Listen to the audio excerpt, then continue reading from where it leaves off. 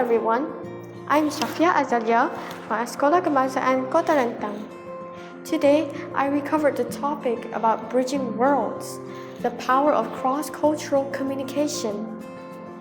Have you ever met someone who did not speak your language, did not share your culture, but somehow you just clicked? That connection and that magic is not coincidental. It's called cross-cultural communication. And in today's globalized world, it is not just a nice skill to have, it is essential. Today, I want to share how cross-cultural communication can create connections, break barriers, and perhaps even unite people from different cultures. Let's begin with the fundamentals. Speaking different languages is only one aspect of the cross-cultural communication. It also involves understanding values, behaviors, traditions, and ways of thinking that may be entirely different from our own. I like to share some examples of how the same word, gesture, or behavior can carry very different meanings across cultures. For instance, in Japan, saying yes, "Hai," might simply mean "I hear you" or "I understand," not necessarily agreement. In India, a head bobble can accompany a yes, but it may be confusing to outsiders, as it can mean yes, maybe, or simply politeness. However, in the United States or United Kingdom, a clear yes typically signals direct agreement or confirmation. Similarly, saying no directly in Thailand or Japan may be seen as rude or confrontational. In contrast, in Germany, no is usually expressed plainly and is valued for its honesty and clarity.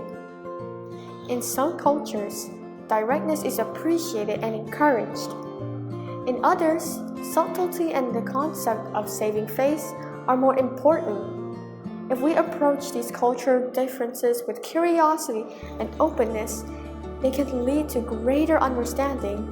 But if we're unaware or insensitive to them, they can also lead to miscommunications and misunderstanding. Now take a moment to think about it. In today's world, you can work together with a team in Japan, video call someone in Britain, and study with classmates from 5 different continents in a single day. Cross-cultural communication is more than just travel and diplomacy in today's interconnected world. It is about coexistence, respect, and collaboration in daily life.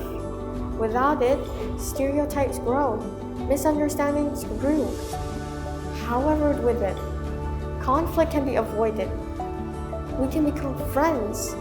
We are able to conduct business, and as human beings, we can develop. According to the research conducted in May 2009 by Stuti Mukhtar and MZ Omar from National University of Malaysia, titled Lesson from the Joint UKM, which is University Kebangsaan Malaysia, UDE, which is University of Duisburg-Essen, Malaysia-Germany Students Mobility Programs.